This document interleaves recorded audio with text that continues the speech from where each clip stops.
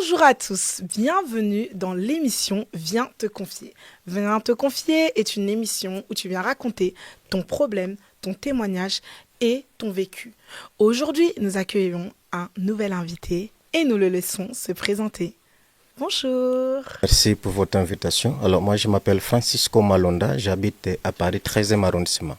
D'accord. Alors bonjour Monsieur Malonda, bienvenue sur Viens te confier. Alors nous allons vous écouter suite à cette histoire très tragique et comme vous l'avez vu sur le titre, c'est vraiment une réalité et nous allons écouter Monsieur Malonda sur ce témoignage-là qu'il est en train de vivre actuellement. Alors n'hésitez pas, si vous connaissez des personnes pour l'aider, à les mentionner, les commentaires, nous vous attendons pour pouvoir l'aider. Et Monsieur Malonda, nous vous donnons la parole. Merci encore une fois. Déjà pour contextualiser le monde, mes enfants sont victimes de trafic en France.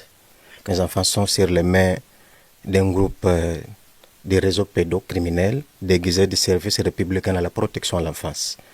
Alors je vais exposer ici comment les mécanismes, les ajustements, comment ils fonctionnent. Déjà je suis venu ici en France. Je suis venu déposer ma famille en 2013, en février 2013. À l'époque, j'avais ma femme et mes deux enfants. La maman de l'enfant était enceinte. Et j'étais obligé de retourner au pays. J'avais une très bonne et belle situation. J'étais fonctionnaire et j'avais la possibilité de voyager même 3-4 jours par semaine. Waouh, d'accord. Oui. Donc oui, vous avez un boulot de fonctionnaire au Congo, c'est ça? Oui, non, en Angola au départ. En Angola au départ, d'accord. Donc c'est pour ça que vous faisiez des allers-retours.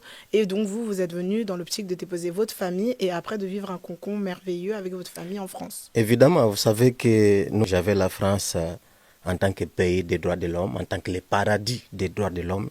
C'est dans ce contexte-là que beaucoup de familles tombent dans les pièges. Certaines personnes même vendent leurs biens au pays pour avoir du sous, pour avoir l'argent du transport pour pouvoir se fixer en France, parce qu'on croyait que la France était le paradis des droits de l'homme. C'est dans ce contexte-là que je me suis dit qu'il fallait que j'amène ma famille en France.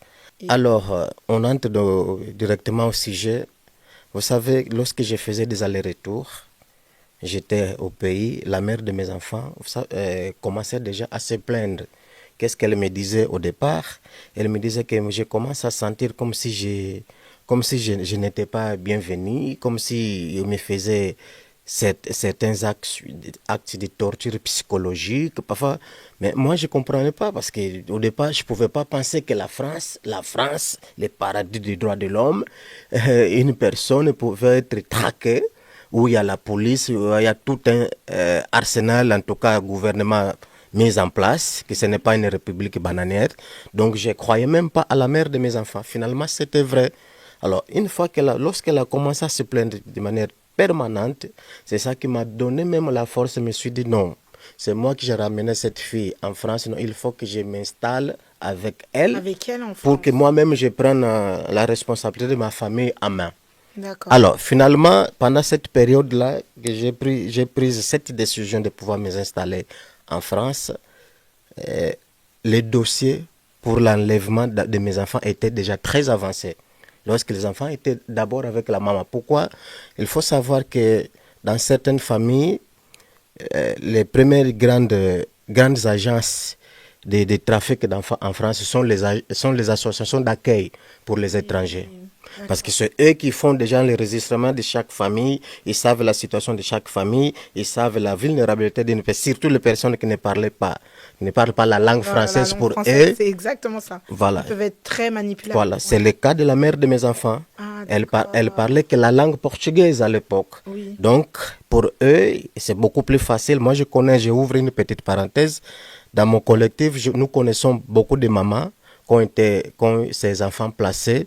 Pour ignorance, manque de connaissance de la langue française, on les a fait signer les documents comme si les assistants sociaux disaient que non, c'était pour pouvoir avoir l'accès aux soins médicaux, mais en réalité, c'est pour placement de l'enfant sans que la maman... Wow.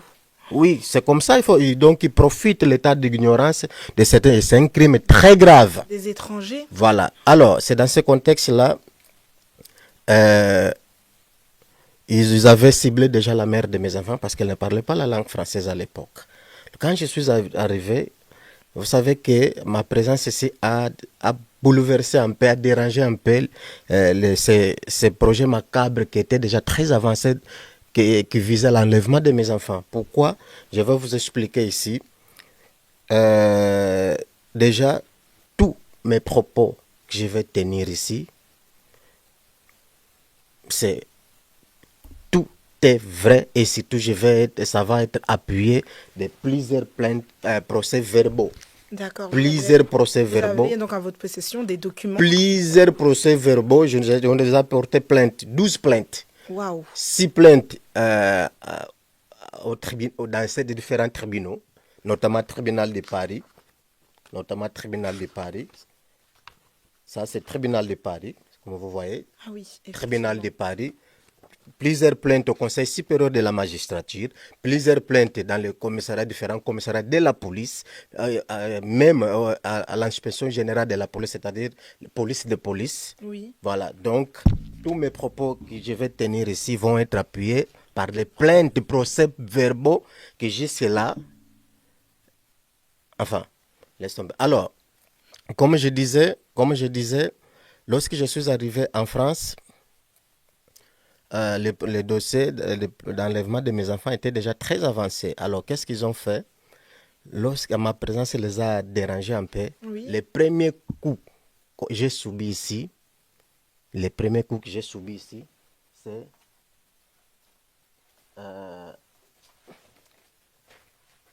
désolé, Non, c'est médiatisation criminelle de mon image. Ce journal-là, comme vous voyez, si vous pouvez m'aider, attendez un peu, j'ai fait vite fait. Non, vous inquiétez pas. Prenez votre temps, on est là pour vous journal, écouter. Vous pouvez m'aider, c'est quelle date? Alors, hop, c'est le mardi 16 août 2016. 2016, nous sommes en 2025, n'est-ce pas? Oui. 2016, c'est-à-dire que je garde précieusement ce journal. Wow. Sur la 5e page de ce journal, ils ont médiatisé mon image dans une gare, dans un article qui parlait de délinquants, de marginaux. Ça, c'est moi. Après, je vais vous faire parvenir certaines autres photos pour bien prouver que réellement, c'est moi. Vous allez voir les autres photos avec les mêmes vêtements. Vous allez voir. J'ai passé dans une gare. Vous passez juste à la gare. Dans une gare, il y a un monsieur. Oui. Le train de la gare Saint-Lô. Voilà. Écoutez, en dehors du week-end, des grands départs, de la gare SNCF, voilà, pendant l'été, les touristes et les marginaux font que c'est croisé. C'est-à-dire, les touristes sont ces personnes-là que vous voyez avec les vélos. Et surtout, ils ont flouté le visage. Les marginales, en tant que tels, c'est moi. Je suis là sans que mon visage soit flouté. Oui. C'est-à-dire que dès le départ, j'avais déjà, à partir du moment qu'ils ont médiatisé de manière criminelle mon image, ils ont déjà adapté, ils ont déjà préparé tout un scénario criminel pour ensuite arriver jusque-là. Là, vous allez écouter qu'est-ce qui s'est passé. Ouais. Comment j'ai eu ce journal? Je passais devant une gare d'Angers, Maine-et-Loire, dans le département 49 000, Angers-Salou. J'ai un monsieur qui est venu, comme il savait déjà, il faut savoir que les gens qui sont victimes de ces réseaux, nous sommes traqués, nous sommes surveillés, nous sommes marginalisés, comme vous venez de voir. Alors, j'ai passé dans cette gare, il y a un monsieur qui est venu me voir directement. Juste pour voir qu'il était déjà, il savait déjà que j'allais partir parce que j'avais un billet pour aller dans cette gare, dans cette ville. Le monsieur me dit, monsieur, excusez-moi, j'ai vu votre image dans ce journal-là. Moi, j'étais étonné, journal, je me suis dit, mais je n'ai pas vu un journaliste quelconque qui venait me faire une photo. Bah oui. Et je me suis dit, non, c'est pas vrai, montrez-moi. J'ai vu, regardez, effectivement, c'est vrai, c'est moi. Waouh. J'ai même pas vu, j'avais aucun journaliste qui venait me demander qu'on va faire une photo. On va faire une photo. Non. Par demande, enfin, normalement, c'est aucun le droit d'image. Voilà, aucun. Et j'ai porté plainte. Mon image figure toujours sur ce journal, mais la plainte a été classée sans suite. Sans suite. Mais mon image, elle est là. Ok. Alors, j'ai pris le journal et je l'ai gardé précieusement. J'étais même content au départ. Je vous explique pourquoi. Pourquoi j'étais content? Parce que pour moi, je me suis dit, je viens d'arriver. je suis déjà médiatisé en France. Ah, je pense que je vais devenir star. Je savais même, pour moi, je savais même pas, j'étais un peu ignorant, je savais de lire la langue française. Ah, ok. Donc pour moi, ce n'était pas le plus important, ce n'était pas ce qui était écrit. Non, c'est mon image qui a été médiatisée. J'étais content, je garde ce journal précieusement. Alors, vous voyez, une fois qu'ils ont fait ça, c'était le premier coup, juste pour voir comment les techniques machiavéliques qu'ils emploient. Wow. Juste une fois qu'ils ont fait ça, le deuxième grand coup qu'on a subi, moi et la mère de mes enfants, la famille, c'était les services sociaux. Ils ont fait les assistances sociales. Nous étions suivis par une association. Vous savez, les associations d'accueil pour les étrangers, l'association Kada Monjoie. D'accord. À Oman. Ça s'est trouvé à l'époque au 158 avenue Bollé, 72 000 Léman. Et cette association, qu'est-ce qu'ils ont fait? Ils ont trafiqué un dossier pour aller voir le juge pour les affaires familiales, un nom de la mère de mes enfants sans qu'elle sache. Wow. Nous recevons les courriers dans les associations. Un jour, il m'appelle, Monsieur Malonda, vous avez un courrier. Moi, je pars à l'association pour aller récupérer. Ils me disent, non, ouvre, hein, avec l'hypocrisie, hein, ouvrez votre courrier. On n'a pas le droit d'ouvrir votre courrier. J'ouvre le courrier, je vois convocation au tribunal. Moi, j'étais étonné. Tribunal, convocation en France. J'ai fait quoi? Non, monsieur Malonda, il ne faut pas s'inquiéter. Ça, c'est juste une formalité, c'est juste un petit rendez-vous. Ça sera même rapide. Ouais. Ça sera rapide, mais vous voyez, comme vous venez de recevoir ces courriers, on vous propose, il faut que tu quittes la maison familiale. Alors, c'est-à-dire? Il faut que tu quittes la maison familiale où tu habites avec la mère de tes enfants. Femme et vos enfants? Nous, on va te donner un autre appartement. Pourquoi? Parce qu'une fois que tu as eu ces courriers-là, cette convocation, nous, on va tout faire. Comme ça, tu vas trouver déjà les papiers facilement pour que tu puisses travailler, nourrir ta famille. Moi, je me suis dit, bon, si on va être dans la même ville, et je pensais aussi que tous les conseils que les services sociaux donnent sont bénéfiques surtout pour nous, pour les émigrés. Oh my God. Alors, j'ai accepté, effectivement, on m'a donné un très bel appartement, sans travail, sans rien. Lorsque je me suis rendu à la maison familiale, j'ai expliqué à la mère de mes enfants, regarde, nous avons un courrier, on m'a proposé qu'ils vont me donner un appartement, ils vont me trouver, je vais avoir le papier, document rapidement comme ça va me faciliter pour travailler, pour prendre en charge ma famille. La mère de mes enfants aussi, elle était d'accord. Je dis non, si comme on va être dans la même ville, c'est juste qu'ils veulent t'aider pour trouver le papier peut-être. Alors finalement nous on s'est tombé dans la plaie. Alors nous sommes allés voir juge, ce n'était pas juge pour enfants, hein, c'est juge pour les affaires familiales. C'est-à-dire juge qui par exemple qui donne pension alimentaire, tu vois, des séparations, divorce, je ne sais pas quoi. Alors, nous sommes allés au tribunal. Lorsqu'il lisait, au tribunal avec la mère de mes enfants, la pauvre innocente, lorsqu'on lisait les chefs des accusations, c'est-à-dire les chefs du procès, Madame Katharina demande pension alimentaire, je sais pas quoi. Lorsqu'ils ont dit ça, la mère de mes enfants a créé en plein tribunal. Quoi? Moi, Cathy demandait pension alimentaire, mais c'est qui ne travaille même pas, n'a pas de papier, il vient d'arriver. Et en plus, on vivait sur les mêmes toits. C'est juste il y a une semaine que le service social, on l'a proposé de quitter la maison pour qu'on puisse lui donner facilement les papiers pour travailler, pour nourrir ses enfants. Lorsqu'elle a dit ça, le juge qui était présent dans la salle a posé le stylo sur la table. Brum. Donc, il a compris tout de suite qu'il a failli être victime de la tromperie. Complice. Voilà. On a resté 8 mois sans la décision. L'audience a terminé. Lorsque le juge a posé l'audience a terminé. Alors, on a resté pendant 8 mois sans la décision du juge. Les mêmes services de l'association Monjoie, ils sont venus me dire, Monsieur Malonda, Monsieur Malonda, vous savez l'association que vous êtes allé, non, le juge que vous êtes allé voir, il a décédé. Donc, oui, il a décédé. Donc, vous allez être encore une fois convoqué. Cette fois-ci, vous allez voir une nouvelle personne, un nouveau juge. C'est-à-dire qu'ils ont déjà préparé dans les coulisses. Manigance. Voilà, dans les coulisses, dans le couloir, avec la personne juste pour trafiquer les scénarios. Tu vois, ça commençait comme ça. Vous suivez Oui, je voilà. comprends très bien. Je comprends très bien là. C'était comme ça. Donc, une fois qu'on a fait ça, effectivement, nous sommes allés voir un juge. Cette fois-ci, ce juge-là n'a pas terminé le débat. On a terminé jusqu'à la fin de l'audience. On a resté, je pense, un mois, quelques semaines. Il nous envoie la décision du juge. Le juge dit que non, le monsieur Malonda n'a pas de papier, il vient d'arriver, donc à aucun moment il peut donner pension alimentaire. C'est-à-dire, il savait déjà, c'est ça qui va être la décision. Leur but, l'objectif, c'était de pouvoir séparer la famille pour qu'ensuite nous commençons à nous saboter. Écoutez la suite. Mais dans le jugement, le juge a quand même enregistré que la famille est séparée. La maman vit dans l'adresse telle et le papa à l'adresse telle. Ils ont officialisé la séparation de la famille. Une fois séparés, quelques semaines plus tard, ils nous frappent avec AEMO, assistance éducative au lieu ouvert. Quoi? La famille est en rupture, les enfants sont en danger. Pourquoi? C'est comme ça. Notre vie a commencé comme ça. Et ce n'est pas un cas isolé. Presque toutes les familles, comme les méthodes employées sont les mêmes, c'est pour ça que les conséquences c'est pour toutes les familles sont les mêmes. Sont les mêmes. Mais c'est dingue. C'est comme ça. Alors, les familles les parents sont en rupture. C'est eux-mêmes qui ont trafiqué la rupture. La parent est en rupture. Voilà. Toute une stratégie. Voilà, c'était comme ça. La famille est en rupture, donc les enfants sont en danger.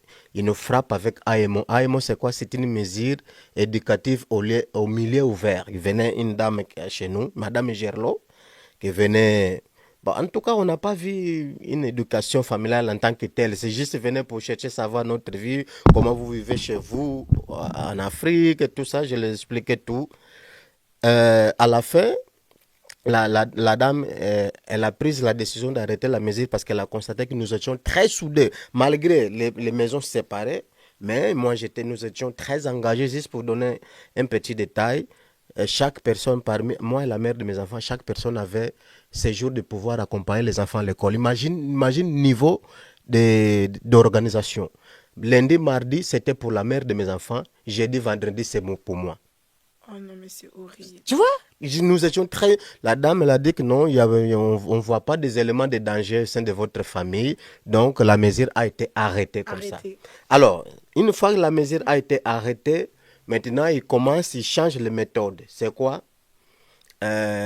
Mon fils Gildo, né le 31 juillet 2013, il était scolarisé à l'école maternelle lycée Aubrac, à la rue. C'était où exactement? Le Mans. Ah, Le Mans. Le Mans, oui, okay. Toujours lycée Aubrac, école maternelle lycée Aubrac, rue 7 rue. C'est pas très grave, la rue, vous inquiétez pas. J'oublie en tout cas. Lycée Aubrac, en tout cas, lycée Aubrac. Il était scolarisé. Voilà, une fois, il avait 3 ans à l'époque, c'était le début de sa vie scolaire, oui. Voilà. L'école, ils ont commencé à nous dire, que votre fils, il était très sage. La famille, normalement au départ, ça devait constituer une inquiétude lorsque l'enfant est très agité. Mais chez nous, l'enfant, il était très sage. C'est ça qui a constitué inquiétude pour l'école. Lorsque même il y a quelqu'un qui le tapait selon l'école, et il ne se défendait pas, donc il laissait qu'on le tape. Après, c'est chacun son caractère. Voilà, il a 3 ans. Ah, oui. Donc, on doit tout faire pour qu'il soit un peu motivé. C'est quoi? C'est dans plus dynamique, quoi. Plus dynamique, c'est dans ce contexte-là, on l'a administré un type de vaccin que moi-même, je ne sais pas c'était quoi. Ni moi, ni la maman. À l'époque, nous étions pas... Vous savez, au départ, lorsque tu n'es pas au courant de ces crimes et ces méthodes, tu vas penser que... Mais même pas de doute aux assistantes sociales, à ceux qui s'occupent de vous. Voilà. Ils ont fait ça. C'est la mère de mes enfants même qui a amené l'enfant pour aller voir un médecin qui a administré un vaccin. Et quelques semaines plus tard, les mêmes écoles nous ont dit que votre enfant a devenu très agité. Très agité suite à ces vaccins. Donc, vous devez l'inscrire au CMP. C'est-à-dire c'était juste la porte d'entrée. Ah, c'est trop triste. Voilà, tout ce que je suis en train de vous dire, je possède Toutes les preuves. Oui, je possède toutes les preuves ici. CMP. Ok. Ça, c'est le CMP. Après, vous allez voir ça, c'est une attestation. Si D'accord. vous pouvez lire rapidement Merci les petits beaucoup. tests. Alors, déjà, c'était le 5 avril 2019 au Mans. Mhm. Alors, je suis signée Madame Lecornu, psychologue, certifiée recevoir tous les 15 jours en moyenne au CMP Picasso Le Mans. L'enfant Malonda Gildo, né le 31/07/2013, depuis juillet 2018, accompagné par son papa, Monsieur Malonda Francisco Tadila. Voilà. Madame la psychologue. Ok. Voilà, ça c'est un document officiel des psychologues du CMP. Mais lorsqu'ils ont constaté que moi j'étais présent tout le temps avec eux, pas parce qu'ils cherchaient à adapter les rendez-vous, n'importe quel rendez-vous, n'importe quel rendez-vous. Moi j'étais toujours présent. Alors ils ont vu que non, cette voie-là, ça n'allait pas marcher parce que le papa était présent. Il était toujours présent. Il lâchait pas. Il était présent. D'accord. Même, je vais vous donner aussi un autre document que vous allez voir comment ces gens-là sont vraiment mauvais. Lorsqu'ils ont constaté que là, cette direction-là, ça n'allait pas marcher, ils ont changé une autre méthode. C'était quoi? Ils ont failli tuer ma fille à l'hôpital du Mans. Ma petite fille, elle avait un petit bobo ici, au niveau de la cuisse. Ici, un petit bobo. La maman ramène l'enfant à l'hôpital. Oui. Une fois à l'hôpital, et elle a constaté, elle a vu que l'équipe médicale a administré tout un arsenal de médicaments qui n'a rien à voir avec le petit bobo, qui a provoqué choc anaphylactique à l'enfant. Vous allez voir les documents qui confirment. Mais si vous voulez le chercher, vous pouvez, hein, vous inquiétez pas. Hein. D'accord, merci. Alors, comme vous le voyez, on est vraiment dans une histoire réelle et que c'est très dramatique ce qui se passe. Merci. Et allez-y, donnez-moi le document que je puisse le lire aussi. Très bien. Et là, écoutez, je vais vous lire le document du coup du docteur. Vous voulez qu'on dise son nom? Oui, oui, nous sommes ici en pleine dénonciation. Hein. D'accord. Donc, le docteur Abdoulaye Naïef Yazer. Donc, à Le Mans, toujours. Alors, chers confrères, consoeurs, je vous confie l'enfant Malonda Preciosa, né le 27/11/2017, afin de solliciter votre avis sur le plan allergologique. ATCD, personnel, pas d'antécédent d'ordre allergique. Très bien. Ça, c'est très important. Il n'y a pas d'antécédent, pas d'antécédent, tout ça. Alors, et à la fin, il dit qu'il est choc anaphylactique suite au traitement de différents types de médicaments. C'est ça, regardez là où j'ai... Le pansement fait après désinfectation biceptine et chlorhexidine et recours à des antalgiques, morphine et paracétamol a eu lieu peu avant l'apparition des symptômes évocateurs de choc. Ah non, mais c'est grave. Voilà. Une réaction cutanée. Non, mais... Tu vois, l'enfant... Hypotension artérielle. Voilà. Mais c'est... Un enfant de 3 ans. Regardez la coïncidence. 2 injections et corticothérapie. Voilà. Tout ça. Mais pourquoi? Alors, lorsque... ça a été hospitalisé, pédiatrique. Waouh. Comment on a... Voilà. Là, ça c'est la photo. Lorsqu'ils ont administré ces médicaments de la petite âgée de 3 ans à l'époque, juste pour vous contextualiser, les garçons qu'on avait administré les vaccins de l'école avaient aussi 3 ans. La petite aussi, elle avait 3 ans. Cette coïncidence. Alors ça c'est la photo. Une fois qu'on l'a administré, l'enfant a gonflé comme c'était une mère de 45 ans. Une petite fille de 3 ans. Alors on est passé à une unité de surveillance continue. C'est ça que vous voyez là. Unité de surveillance continue. Là, voilà, où on est resté 2 jours. Après, on quitte de l'hôpital. C'est l'hôpital qui m'a donné ces documents. Moi, en tant que papa, une fois que la petite a été réanimée. En réanimation? Oui, elle était pratiquement morte. Lorsqu'on pleurait à l'hôpital, les médecins, on nous a dit qu'effectivement, on voit que c'est très grave, mais on va tout faire pour qu'on puisse ramener encore une fois votre enfant à la vie. Oh my God. Parce qu'elle était de l'autre côté. Oui, effectivement, elle a été réanimée. Dieu a fait la grâce. Bobo. Voilà. Mais... Dieu a fait la grâce. Tout, on a commencé ici. On suivait la logique.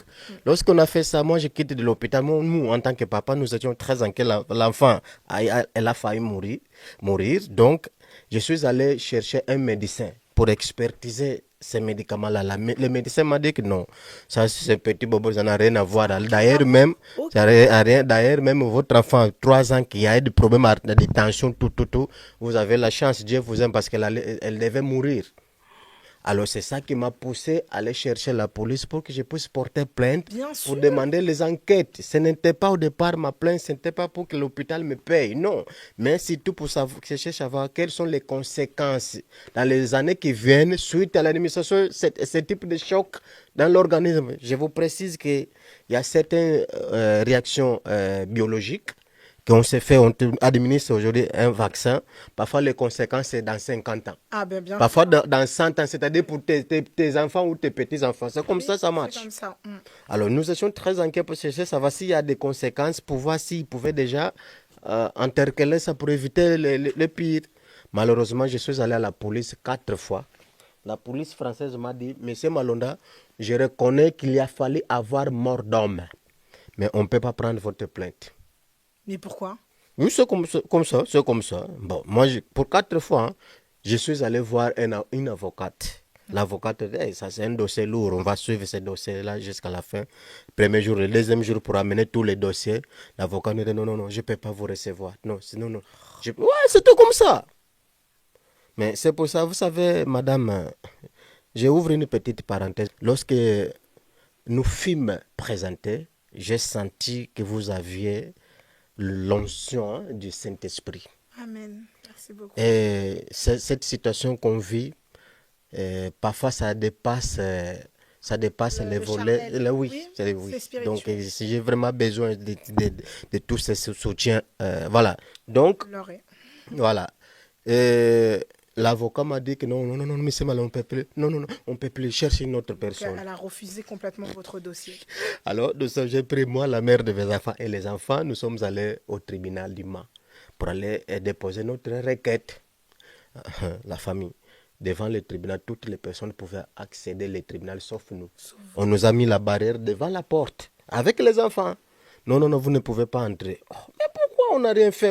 Vous ne pouvez pas entrer. Vous n'êtes même pas encore rentré, qui savent Non, quelques minutes plus tard, pas même minutes, 3 heures de temps plus tard, une dame est venue nous voir. Oh, monsieur, vous savez, votre situation, ce n'est pas ici, au tribunal.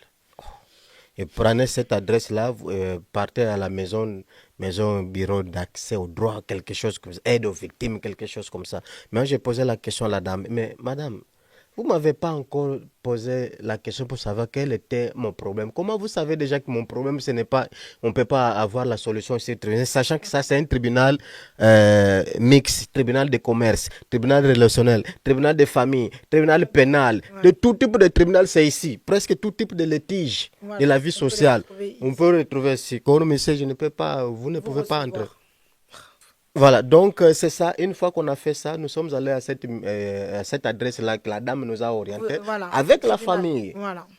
La dame nous a dit que vous savez, si tu vois quelque chose coordonné, monsieur Malonda, je vais vous être honnête avec vous. Une dame, hein, vous voyez cette situation ici, vous n'allez pas réussir. Je vous invite même à déménager de la ville. Du Mans. Oui, c'est la dame qui nous a dit là l'adresse, cette adresse-là que la dame nous a orienté. Moi, j'ai dit à la dame, madame, vous savez, mon problème, ce n'est pas que de quitter de la ville, parce que si c'était des poursuites républicaines, si ce sont des choses républicaines qu'on subit, c'est-à-dire que je peux déménager n'importe quelle ville. La situation va nous suivre parce que vous allez envoyer le dossier, que vous allez... Ça va être transféré dans voilà, tous les cas. Le même jour, nous sommes allés voir la madame Gerlo. Ah, monsieur Malonda, vous lâchez rien, hein. Vous allez jusqu'au bout. Ah oui, quand ça concerne de toute façon les enfants, il faut se battre jusqu'au bout, il ne faut même pas laisser. Vous savez, chez nous, dans notre culture, beaucoup de personnes n'ont même pas le compte bancaire. Mais nous avons les enfants. Nos enfants, c'est notre fierté, c'est notre richesse pour nous. C'est vrai. Et surtout, je me battrai jusqu'au bout. Je vois pas. Le jour où je vais dire que je m'arrête là, il faut préparer le cercueil. Mais comment je vais m'arrêter? Vous avez raison. Comment je vais m'arrêter sachant que mes enfants sont dans les réseaux de pédos, dans les réseaux de voyous, de délinquants. Voilà, donc, une fois qu'on a fait ça, nous sommes allés voir une dame qui s'appelle Madame Gerlo. Si je recule un peu le début de notre entretien, vous allez constater que j'ai parlé d'une dame Gerlo qui venait lorsqu'on nous imposait une mesure éducative au miel, une mesure criminelle abusive, juste pour pouvoir officialiser, clôturer, verrouiller le trafic de nos enfants. Une fois que nous a imposé cette mesure éducative au lieu ouvert, c'était juste une confirmation que ces enfants-là nous appartiennent. C'est comme ça. Alors, Madame Gerlot, c'est cette dame qui venait chez nous lorsque on nous avait imposé cette mesure. Alors, nous-mêmes, nous sommes allés derrière cette dame pour pouvoir, Madame, regarde la situation, ils ont voulu assassiner ma fille. Je cherche la solution. Pendant tout ce temps-là que je suis en train de faire ça, nous étions déjà régularisés. J'étais véhiculé. J'ai fait même une formation en tant qu'agent de sécurité. Voici mon diplôme en tant qu'agent de sécurité APS. Vous savez qu'agent de sécurité, il y a des boulots partout. Ah ben bien sûr. Pour faire cette formation-là, agent de sécurité, d'abord, il faut avoir un casier judiciaire vierge. Voici mon casier judiciaire. Bon, après, je vais vous balancer ça pour éviter... Oui. Après, je vais vous balancer ça pour éviter tout le temps... une fois que la police vérifie que ton casier judiciaire vierge, c'est-à-dire votre habitabilité pour faire cette formation, et il nous passe l'attestation préalable. C'est-à-dire cette attestation préalable qui dit que je suis apte, je peux faire la formation. Je suis allé au centre, j'ai fait la formation, voici mon diplôme en tant qu'agent de sécurité. Mais comme cette formation coïncide au même moment que nous étions traqués, on dénonçait tout ça qu'on a commencé, je commence à dire le début. Jusque-là, ça fait 5 ans, on m'a bloqué la carte professionnelle. J'ai fait la formation, mais je n'ai pas la carte professionnelle jusqu'à aujourd'hui. Juste tout ça sont des preuves de maltraitance institutionnelle. Alors, nous sommes allés voir cette dame Gerlot.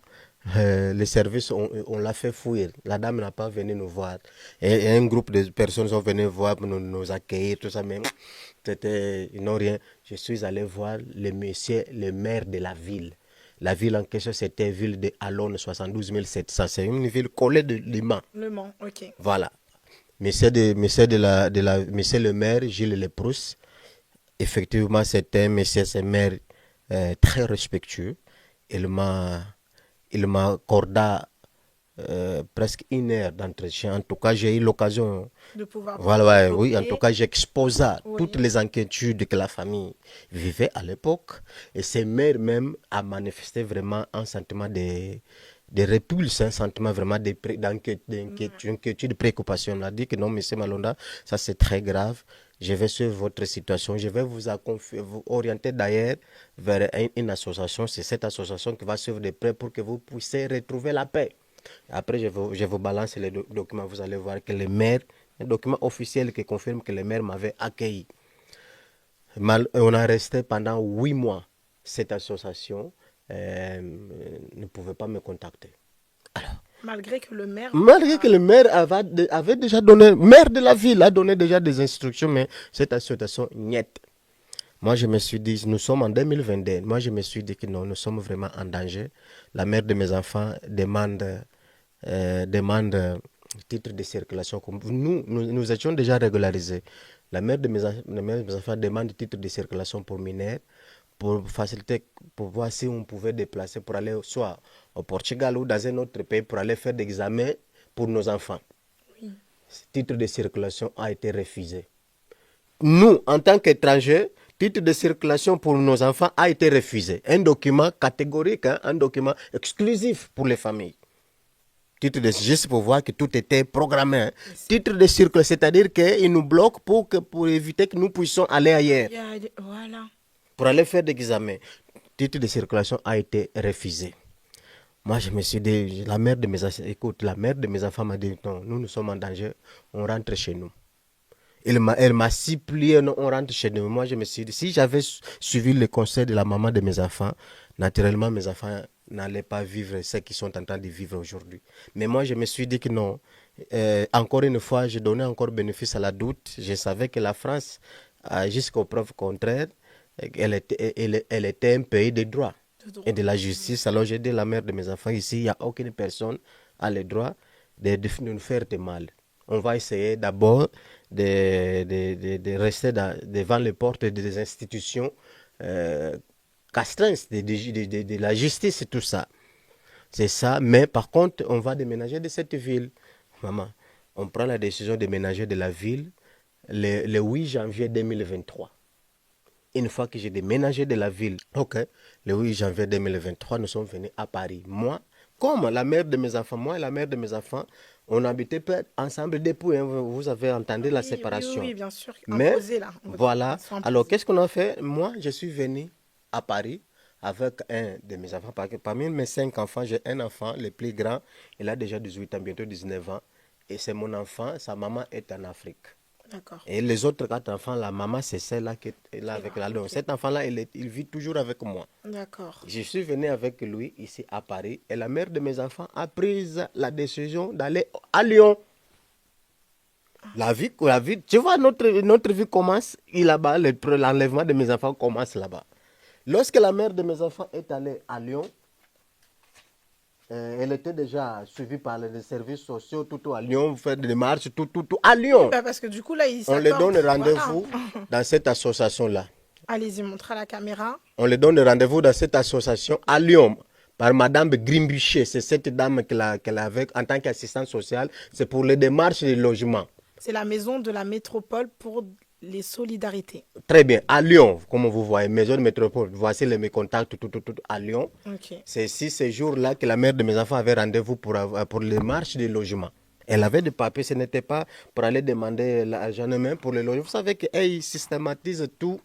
Il faut toujours passer dans leurs mains, tu vois. Alors, elle est passée par la main de cette assistance sociale pour les faire les démarches de logement. Madame, c'est pendant l'entretien avec cette assistante sociale que les enfants ont été volés. Allez. Non. Oh. Vous savez, il y a des gens qui pensent peut-être qu'on crie, non, vous avez fait quelque chose, ou vous avez, peut-être on ne prend pas, il y a certaines personnes qui disent que non, on ne prend pas les enfants pour rien. Je vais vous montrer, prouver le contraire ici, bien dans une minute. C'est en cours de cet entretien que mes enfants qui étaient à la salle d'attente ont été volés. Jusqu'aujourd'hui, je vous parle. C'était le 1er août 2022 à Lyon. Alors, c'était en pleine vacances scolaires, 22 août, le 1er août, c'est vacances scolaires. Alors, lorsqu'ils ont fait ça, la mère de mes enfants, elle a essayé de faire une résistance active, mais elle ne pouvait pas parce que le réseau a été composé par 6 ou 7 individus et les enfants étaient de nombre de 4. La maman toute seule ne pouvait pas faire quoi que ce soit. Ils ont pris les enfants. Oui, c'était comme ça. Ils ont pris la salle d'attente. Après, lorsqu'on a... Devant les yeux de la maman. Oui. Lorsque les enfants ont commencé à pleurer, la maman quitte pour aller voir. Il y avait un groupe de personnes. Les autres avaient déjà accaparé les enfants. C'était comme ça. Dès qu'ils ont pris ça, les enfants, chacun a pris l'enfant en fonction de ses désirs. C'est dans ce contexte-là que ma petite fille âgée de 5 ans, elle est allée se retrouver chez un homme célibataire qui a fait d'elle sa femme. Il y a plusieurs plaintes en cours. Elle-même, l'aide sociale à l'enfance, a confirmé que la petite, effectivement, vivait chez un homme célibataire. Oh non. Alors, c'est lorsque la mère de mes enfants me téléphone, moi, j'ai failli faire l'accident ici à Paris. J'étais à Paris. Je dis non, ce n'est pas vrai. Ce n'est pas normal. Lorsque je me déplace pour aller à Lyon, c'est l'association. Cette association où la mère de mes enfants, là où les enfants ont été volés, c'est l'association qui me donne la copie de soi-disant un jugement qui a justifié le placement d'enfants. Ces jugements-là, les jugements viennent d'où? De Léman, là où on habitait dans le passé. Mais vous êtes passé au tribunal? Jamais. Lisez. Bon, déjà, ils confirment même que les parents ne vivent pas dans leur ville. Ils confirment. Lisez ici. Vous allez voir. Ok, lisez. Lisez comme surtout. Lisez là où où vous avez surligné. Alors, vu l'audience de ce jour, Uh-huh. lors de laquelle ont été entendus M. Manceau du service investigation éducatif et appui au pénal, ainsi que Mme Gourdet de l'aide sociale à l'enfance de la Sarthe en l'absence de la famille. Très bien. Stop là. En absence de la famille. On va maintenant parler d'état de droit en France. Lorsque un enfant est placé sans le convoquer au tribunal pour entendre, c'est un crime. Ben C'est-à-dire que le juge est obligé de convoquer les parents, mais aussi les enfants qui ont la capacité de discernement. C'est l'article 1182 du Code de procédure civile. C'est ça. Et ce juge, il n'a que 15 jours pour convoquer les parents. Si ça dépasse 15 jours sans que les parents soient entendus au tribunal, la procédure, ça devient nulle et non avenue. Voilà. C'est l'article 1184 du Code de procédure civile. Et ils ne pouvaient pas nous convoquer parce que techniquement, c'est dans les pénals où si tu as fait quelque chose, par exemple à Marseille, toi tu habites à Paris, c'est le tribunal de Marseille va te convoquer pour aller au pénal. Mais dans l'assistance éducative pour les enfants, non. C'est le tribunal, le seul tribunal compétent, c'est le tribunal, le lieu de résidence des enfants ou de la famille. Alors, comme le tribunal n'était pas là où on habitait à l'époque, était incompétent pour le faire, donc ils ne pouvaient pas nous convoquer. Oui. Alors, même si tout ce qu'ils ont dit, madame, tout ce qu'ils ont dit dans le jugement, c'est faux. Lisez, continuez, vous allez voir quelque chose. Alors, motif. Pour mémoire, une mesure judiciaire d'investigation éducative a été ordonnée par décision du 9 novembre 2021. La situation de la famille est déjà connue des services sociaux depuis 2014, avec plusieurs informations préoccupantes faisant remonter un défaut de surveillance, d'hygiène et de suivi médical. Ah, stop là. Suivi médical, madame, ça c'est très grave. Lorsque un parent est accusé d'être défaillant au suivi médical des enfants, ces parents-là sont défaillants. Ça donne même le sens de l'autorité parentale. Oui. Mais comment un enfant, les bébés jusqu'à leur âge, je ne sais pas quoi, il faut tout un suivi médical, il faut des vaccins, il faut je ne sais pas quoi, et ils disent ça, donc c'est faux. Je vais vous prouver le contraire. Lisez ces documents. Lisez en haute voix, vous allez écouter. Ça c'est quoi? C'est la protection materne infantile, PMI. Okay. La plupart des fois, c'est le PMI qui fait le signalement. Okay. Lisez ce que le chef du PMI dit. Alors, on est dans une consultation de nourrissons. Donc, ça se passe au Mans. Madame, monsieur Malonda Francisco vient très régulièrement au PMI avenue de Bruxelles pour faire suivre sa fille Malonda Preciosa, née le 27/11/2017, qui a un développement adapté. Les autres enfants, José Francisco et Gildo, sont suivis souvent du fait de leur âge et de leur scolarisation. Oh là là. Les vaccinations de tous les enfants sont bien à jour. Vous voyez, c'est les PMI qui confirment que les vaccinations de tous les enfants sont à jour. Mais ce réseau criminel a dit que nous sommes défaillants dans la vie médicale de nos enfants. Et c'est fait à Le Mans le 5/11, donc 2018. Très bien. Donc là, vous voyez bien que tout est... Bah oui, alors quand je reprends du coup le document... Vous voyez bien. Donc mis en place par le juge, la cour d'appel d'Angers. Oh, ça c'est récent. 31 mai 2022. Vous voyez. Là, on a une attestation qui prouve que les enfants sont bien pris en charge en 2018 et en 2022, bah là, on s'accuse comme quoi. Donc c'est des faux, mais de toute façon, c'est juste pour respecter notre public. Hein. C'est pour ça, sinon, ce document-là n'a pas de valeur, on peut dire la légitimité. Okay. Il n'y a pas donc on ne pouvait même pas parler de ça, mais c'est nécessaire qu'on puisse parler de ça pour que les gens sachent que nous possédons les preuves matérielles de ces criminels. D'accord. Vous voyez, c'est-à-dire que c'est bien le cas. Tout ce qu'ils disent sur la place, vous voyez, lorsqu'on entend placement d'enfants abusés, c'est vrai. Les gens pensent que non, ça ne peut pas m'arriver. On ne place pas l'enfant pour... Imagine, vous-même, vous avez... Tu vois, contradiction. Les hôpitaux, nous n'avons pas... Ce n'est pas que ça. Hein. Je peux même vous montrer encore des autres éléments. Allez-y. Vous allez voir rapidement.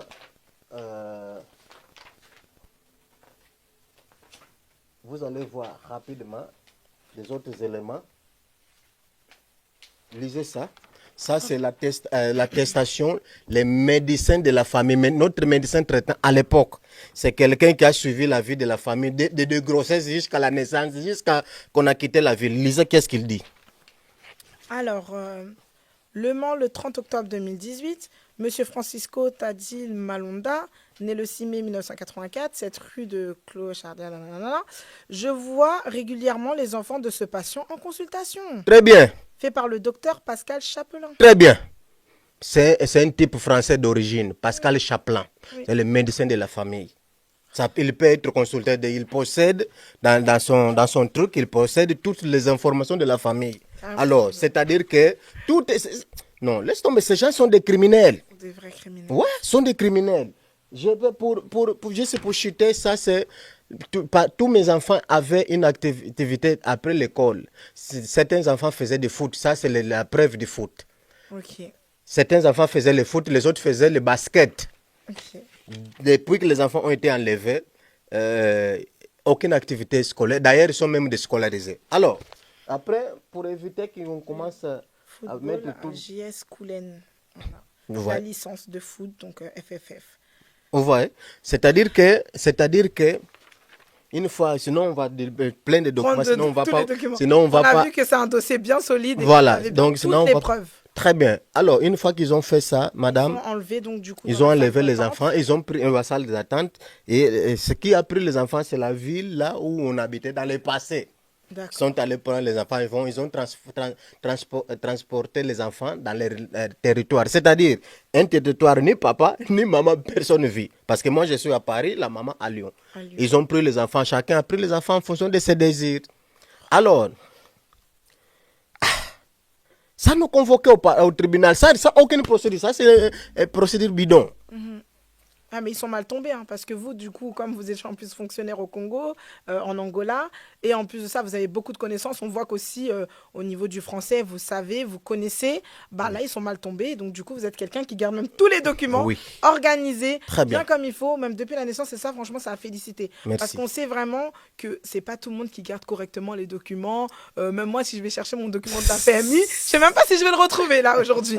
Mais c'est une fierté de voir que vous êtes un papa responsable qui a tous les documents qu'il faut pour justifier en fait chaque moment, chaque année d'évolution de vos enfants. Très bien. Et c'est à féliciter. Bravo, monsieur Malonga. Merci. Je suis allé dans le service là au Mans pour demander mes enfants. Mais vous avez pris mes enfants. S'il y avait un problème avec la maman, mais moi je suis là. Les enfants sont avec mon nom, vous connaissez où je suis, tout ça. Comment vous savez? Non, non, non, ça ne marche pas comme ça. Il faut une procédure. Ok, donnez-moi la procédure alors, on va voir juge. Parce que je possède tous les éléments qui confirment que mes enfants ne peuvent pas être retirés parce qu'ils sont très bien. D'ailleurs, même, une petite parenthèse, mes enfants étaient les meilleurs dans la ville de Sarthe, les Mans. Dans toutes les écoles, mon fils Francisco, il était le meilleur. Dans toutes les disciplines. Oui.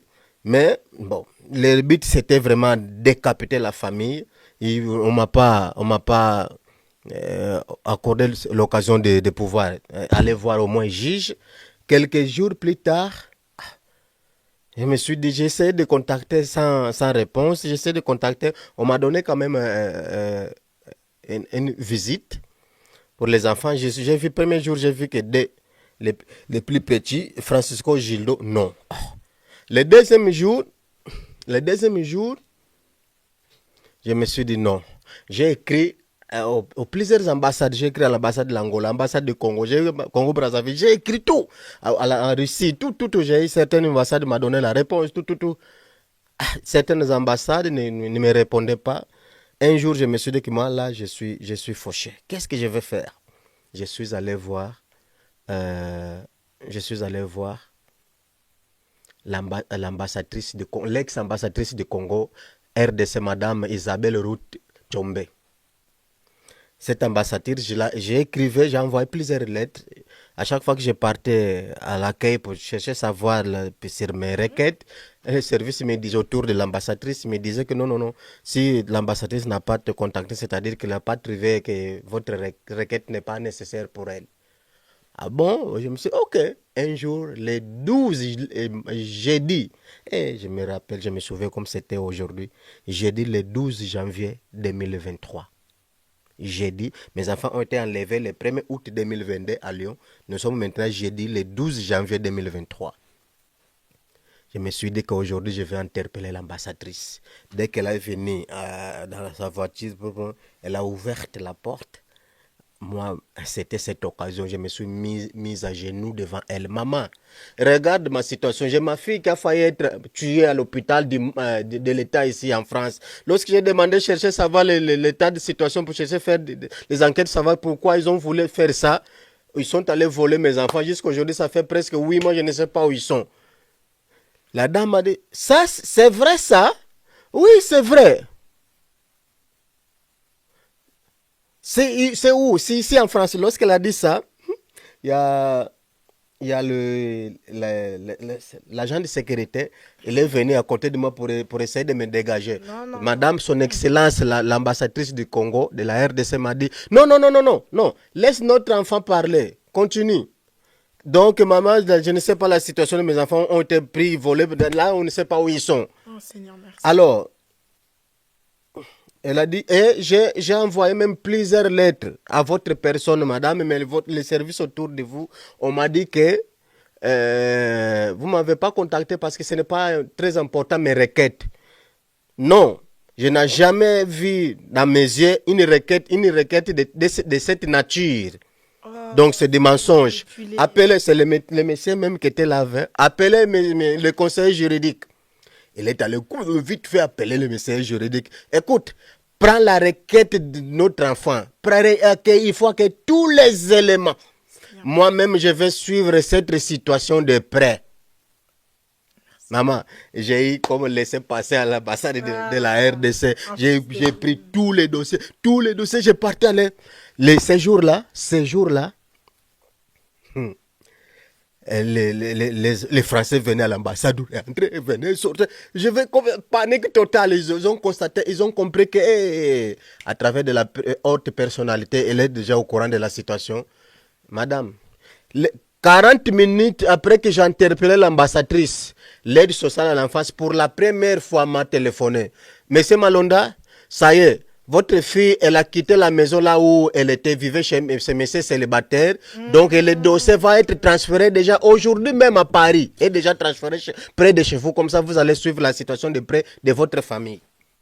Les mêmes, c'est-à-dire que nos ambassades, s'ils étaient vraiment interventives, si on constatait pas la léthargie face au suivi de la situation de leurs concitoyens, je te jure qu'on n'allait pas souffrir tel comme on souffre aujourd'hui. Ouais. Bah oui, ils ont c'est juste, l'ambassadrice m'a parlé avec moi, la situation a changé. C'est grâce à elle, ma fille a quitté la maison là, elle vivait chez un homme célibataire. Merci Seigneur d'avoir touché son cœur. Oui. Mais malheureusement, on n'a pas eu encore la suite avec elle parce qu'elle était déjà pratiquement à la fin de son mandat. Donc on l'a transféré. Oh non, mon Dieu. Oh là là. Non, mais le dossier a été transféré dès ce jour même. Ah, voilà. Ce jour même. Une fois, alors le 19 janvier 2000, ça c'était le 12, hein, je parlais avec l'ambassadrice, le 19 janvier 2023, je pars avec la mère de mes enfants dans la Sarthe. On part là-bas, c'était pour aller visiter. Elle nous a dit qu'elle a quitté la maison là où elle vivait célibataire, tout. Là, voilà. Et c'est ce jour-là que ma fille nous a dit, moi, la mère de mes enfants, elle a confirmé qu'effectivement, qu'il vivait chez un homme, un tonton célibataire, qui me faisait des choses dans mon zizi. C'est une façon de... Ma fille, elle a 5 ans. Et je suis pas... Moi, je me suis dit, mais est-ce que ces mecs-là qui faisaient les choses, on les mettait... Ils ont mis ma fille, on l'a donné la garde chez un homme célibataire. Ils avaient vraiment l'intention vraiment d'agresser ma fille. Alors, j'ai posé la question à ma fille, mais est-ce que toi, tu ne pars pas à l'école? Parce que tu sais, un enfant qui est scolarisé, même si elle est maltraitée à la maison, mais ça sera vraiment contrôlé parce qu'ils vont savoir qu'à l'école, il y a des services, il y a des assistants sociaux, ils vont constater les maltraitances. Qu'est-ce qu'ils ont fait pour agoudiser la situation? Ils ont déscolarisé l'enfant. Seigneur. C'est tout comme ça. Lorsque j'ai posé la question à ma fille, mais toi, tu ne vas pas à l'école? L'assistant social qui était là, elle a dit, non, mais c'est Malonda, aujourd'hui c'est la grève générale de transport, l'enfant n'a pas parti à l'école aujourd'hui parce que c'est la grève générale. Ma fille a dit, non, moi je ne pars pas à l'école. Ma fille dit non. L'assistance sociale de l'aide sociale a dit que c'est la grève générale. Maintenant, j'ai posé une question intelligente à ma fille. Ma fille, est-ce que hier tu étais à l'école? Ma fille m'a dit, papa, hier c'était mercredi. Nous, mercredi, on ne part pas à l'école. Mais moi, je reste à la maison tous les jours. Voilà les enfants. La vérité sort de leur bouche toujours. Lorsqu'elle a dit ça, la dame même qu'elle a dit qu'elle n'a pas parti à l'école parce que c'est la grève générale, elle a dit que, oui, c'est vrai, M. Malonda, nous étions coincés. On l'a mis chez ces messieurs parce qu'on était coincés. Je ne sais pas la personne qui peut coincer un service soi-disant de la protection républicaine à l'enfance pour le mettre livrer une petite fille de 5 ans chez lui, c'est un homme célibataire, on ne sait pas. J'ouvre une petite parenthèse. C'est la même, mois de février, on entendait que Pierre Alain Cotino, c'est un assistant familial qui lidérait un vaste réseau de la pédocriminalité. Ce type-là recevait les enfants. Hein. Chez lui, c'est célibataire aussi. C'est-à-dire c'est la même type d'agissement. C'est la même région. Hein. C'est la même région. C'est la même région qui sont allés voler mes enfants. C'est la même région pays de la Loire. Alors, lorsqu'on a fait ça, je suis allé au tribunal à la police vendredi le 20 janvier 2025. Je suis allé au commissariat de Paris 21. Non, lorsque la fille nous a dit ça, j'ai dit, ok madame, on va ramener la petite à l'hôpital pour faire déjà les constats médicaux, scientifiques, tout ça pour savoir. Non, madame, monsieur, non, tu peux pas faire ça. Non, on va appeler la police, tu nous agresses. Écoute, parfois je rigole, ce n'est pas que je suis content, mais parfois c'est une façon, c'est la haute manifestation de ma colère. Parfois je fais ça. Je sais. Non, tu m'agresses, tu nous agresses, on va appeler la police. Oh. Moi je dis, appelle même la police, comme ça on va plus gaspiller mon carburant, on va gaspiller le carburant de l'État. C'est la police même qui va nous ramener des secours. Non, on ne peut pas faire ça. Bon, on a retourné avec la mère de mes enfants. Je suis allé au commissariat de la police Paris 13e arrondissement, le 20 janvier 2023, c'était un vendredi, pour aller porter plainte. Ah, madame, qu'est-ce qui s'est passé ces jours-là? Il y a cette beauté dans la France, mais il y a aussi le contraire. Et il ne faut pas tout lâcher dans sa vie pour venir en France. En France, c'est difficile, comme M. Malonda l'a expliqué. Il travaillait quand même pour les autorités au Congo, en Angola. Il avait un bon statut, il était fonctionnaire. En fait, il avait une bonne place où il était. Mais en fait, pour le bien de ses enfants, il a pensé que c'était mieux d'aller les éduquer sous un régime assez français. C'est quelque chose quand même de très grave. Et il faut vraiment venir en aide à M. Malonda.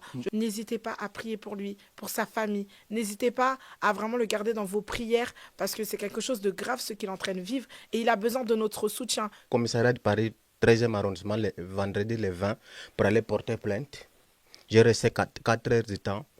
Et après, une dame soi-disant Maria, je ne sais pas quoi, venait me voir. Ok, c'est quoi? Oh, bon, j'ai commencé à expliquer la situation. Tu vois, la tendance c'était de pouvoir manipuler, tu vois, minimiser les faits.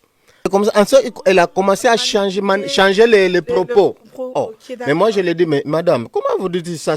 Moi, je dis, écrivez tel comme je vous dis. Elle a dit que non, il ne faut pas t'inquiéter, que les procureurs, les enquêteurs vont prendre uniquement les choses importantes. Ceux qui ne sont pas importants, ils vont guider. Moi, je lui ai dit, vous croyez que moi, je suis venu ici pour vous dire les choses qui ne sont pas importantes? On a eu en tout cas du mal à se comprendre avec cette dame, mais à la fin, elle a mis quand même, je demande les enquêtes de nature sexuelle médicaux, pas seulement pour la petite, pour tous les enfants. J'ai demandé ça, j'ai demandé aussi lorsque j'ai besoin de ces résultats vite parce que il faut, comme je sais que parfois ils sont capables même de trafiquer, même les résultats scientifiques. Les documents, les résultats scientifiques, ils trafiquent alors, même les résultats que vous allez me donner, je vais demander contre-expertise les experts médicaux de la Russie, Chine, l'Angola, Congo et Mali. C'est ça que j'ai dit à la police. À la fin, elle m'a fait relire les documents sur l'ordinateur. J'ai lu, ok. Alors, finalement, qu'est-ce qu'elle a fait? Pendant tout ce temps-là qu'elle était, avant de me recevoir, ils ont déjà préparé une partie, des pages pratiquement. Qu'est-ce qu'ils ont écrit? Lorsqu'elle a imprimé le document, elle m'a dit, signe, je signe. Son collègue qui était même elle a dit, oh, mais normalement, c'est les réceptions de repos de pointe. Elle a dit, non, ça c'est un autre cas, vous pouvez aller. Je suis allé à la maison, j'ai même les documents ici. Finalement, au lieu de plainte, c'était la main courante. Qu'est-ce qu'elle a écrit, la main courante? Le motif de la main courante, perturbation indésirable. C'est-à-dire que ce n'est pas ma faute si je suis venu là parce que je suis perturbé mentalement. Oh. Perturbation indésirable. Moi, M. Malonda, je ne suis pas venu, c'est écrit, moi, M. Malonda, je ne suis pas venu à la police pour porter plainte. J'ignore tout ce que ma fille a subi. D'ailleurs, je ne demande pas que les services d'investigation fassent le travail. Je relis ce document chez moi. Moi, je me suis dit que ces gens-là ont maman. Tu vois, la police française qui m'a fait ça. J'ai le document si vous allez voir. Ok. C'est pour ça il est très important de tout lire, même si c'est des articles et des articles et des articles. Nous, des fois, on a la flemme, on se dit, bon, voilà, c'est des articles et des articles. On sait déjà qu'on vient de parler pendant 2 heures. Voilà. Donc, ça va être exactement ce qu'on a dit qui va être écrit. Sauf que là, bam. Voilà, je suis allé, j'ai retourné, comme j'habite pas très loin du commissariat. Je me suis dit, ces gens-là ont menti, m'ont manipulé. J'ai retourné au commissariat. Une fois que j'ai retourné au commissariat, j'étais à l'accueil. La dame qui était à l'accueil, elle dit, Malonda. Moi, je dis, c'est moi. Il y a quoi? Non, non, non, il ne faut pas t'inquiéter. Moi, je dis, madame, Malonda, c'est un nom africain. Nous sommes ici presque 10 personnes pour dire Malonda. Vous, en tant que française. Non, c'est-à-dire que ça, c'est une identification pour savoir qui est Malonda. Ensuite, vous allez me manipuler encore. Non, non, non, mais ce n'est pas ça. Ok, j'ai resté. Il y a un monsieur, 1 minute plus tard, un monsieur est venu me voir. Mais monsieur Malonda, tu vois, parce qu'il y a des caméras au commissariat. Lorsqu'elle a dit ça, donc ils ont vu qu'à Malonda, c'est lui. Ils sont venus me voir. Monsieur, mais vous étiez déjà là, moi je dis que non, votre collègue m'a menti. Et au lieu de me porter, elle m'a donné main courante, je ne sais pas quoi.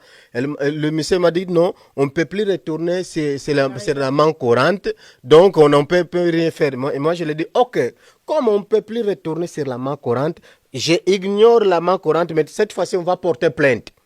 Parce que je ne vois pas quel papa, quelle maman qui va avoir des éléments d'agression de cette nature, de crime grave sur son fils. Il va venir à la police, ce n'est pas pour porter plainte, mais pour s'amuser.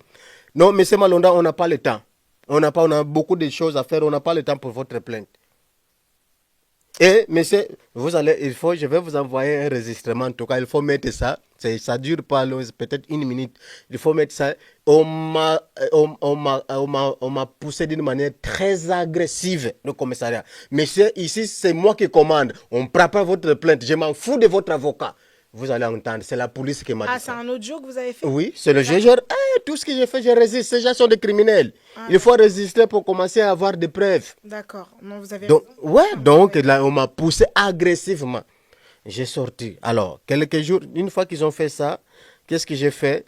Alors, je me dis, bon, comme lorsque la police a refusé notre plainte, j'ai commencé à penser, la mère de mes enfants dirait, elle avait raison lorsqu'elle m'a dit de pouvoir, on va retourner chez nous. Ouais.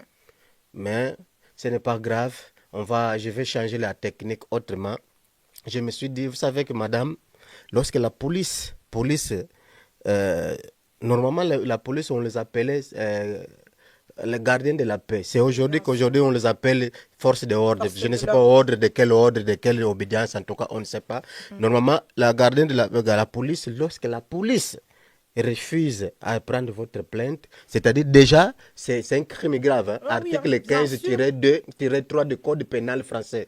La police est obligée de prendre votre plainte. Même si les faits que tu vas aller exposer, ça ne constitue pas un crime ou un délit. Ce n'est pas la police à refuser. Ce sont les enquêteurs qui vont dire que ça, ce n'est pas délit. Et même si les faits se déroulés ailleurs, même je ne sais pas où, elle est obligée de prendre ta plainte. Mais je me suis dit que non, la police a refusé les plaintes. Tu vois, lorsque la police refuse la plainte, je me suis senti comme c'est une personne qui est malade, gravement malade, et que les médecins, on les met dehors de l'hôpital, ne veulent pas. Je me suis senti comme si le ciel avait tombé sur nous. Et c'est le refus de la recevabilité de notre plainte à la police. Nous, la famille, nous avons interprété cela en tant que certificat de l'authenticité du crime. Pour nous, on s'est dit que non, le crime a été consommé. Et ils sont en train de couvrir leurs compatriotes parce que c'est comme ça. Alors, je me suis déplacé le 13 février 2023 au Mans. J'ai fait des jours, des nuits devant la préfecture locale. En plein hiver, pour contester pour l'enlèvement de mes enfants, je rentre chez moi, s'il te plaît. En plein hiver, j'ai passé devant la préfecture. C'est ce jour-là que la police est venue me voir. Tu vois, le jour de Saint-Valentin, moi, je passais en faisant les manifestations devant la préfecture de Mans. C'est ce jour-là que la police a eu pitié de moi, local. Ils sont venus me prendre. Nous sommes allés au commissariat pour aller faire la première plainte localement. Après, je vais vous montrer la première plainte. Ah, normalement, cette plainte ne doit pas être loin. Voilà, elle est là. Vous voyez, mois de février 2023, police d'Ima. Ok. Tu vois, c'était... Il y a écrit fait ici, là, là. Ouais, ici, c'est bon. Une fois qu'ils ont cette plainte, depuis plus de 2 ans, aucune enquête, aucune garantie de protection de mes enfants, aucun examen médical pour les enfants, aucune enquête, aucune audition. Et vous les voyez toujours, les enfants, ou pas? Non, je vais terminer, on va chuter parce qu'il doit y avoir une série de questions peut-être. Et on va chuter. Une fois qu'ils ont pris, la police a pris ma plainte, j'ai retourné chez moi. Un autre jour, en visite médiatisée. Vous savez que le dossier a été transféré à Paris en visite médiatisée avec Madame Vizini et Madame Ormès de l'aide sociale à l'enfance de Paris, 13e et 5e arrondissement. Ça se trouve au 163 avenue d'Italie, Paris 13e. Ma fille m'a dit, il y a des plaintes, hein, cette plainte-là parle surtout de ça. J'ai porté plainte contre la Z. Okay. C'est la police qui a pris cette plainte. Ma fille m'a dit que on me demande, on me fait la douche par personnes étranges, on me demande d'écarter les jambes, on me met de l'eau froide dans l'organe génital, ma fille âgée de 5 ans. Par les personnes, et qui fait ça? Il y a des gens qui viennent avec des casques, des motos. C'est en présence de l'aide sociale à l'enfance. Ma famille, même dans les piscines de Washington ou je ne sais pas quelle ville des États-Unis, on ne fait pas la douche à une fille, on les demande d'écarter les jambes, ils mettent de l'eau froide dans l'organe génital, même dans les piscines. Silence radio. Un autre jour, en visite médiatisée avec la psychologue de la Z. C'était marqué dans cette plainte, psychologue de la Z. Mon fils garçon, hein, Charles, je pense qu'on va chuter là de Charles. Elle m'a dit qu'il avait du mal à s'asseoir, de son derrière le faisait mal. Il avait 3 ans, 4 ans à l'époque. Un garçon, ouais, 4 ans à l'époque. J'ai posé la question là, madame, la petite fille c'est la même chose. Le garçon, c'est, madame, qu'est-ce qui se passe? Psychologue de l'ASE, Paris 13e, 5e, silence radio. Elle a rien dit. Quelques jours plus tard, l'ASE me convoque pour me dire que, écoute, monsieur Malonda, tout ce que vos enfants ont dénoncé, il faut essayer d'ignorer. Pour essayer d'ignorer. C'est-à-dire, il y a certaines familles, parfois, pour garder le droit de visite, il faut ignorer, même si l'enfant dit qu'on m'a mené, je ne sais pas où, il y a 3 hommes, ils m'ont fait du mal, il faut ignorer pour garder. En fait, c'est même une décision, c'est soit je vois mes enfants, soit tu mets en cause ça la pochette. Je mets en cause et je ne verrai plus mes enfants. Voilà, c'est comme ça.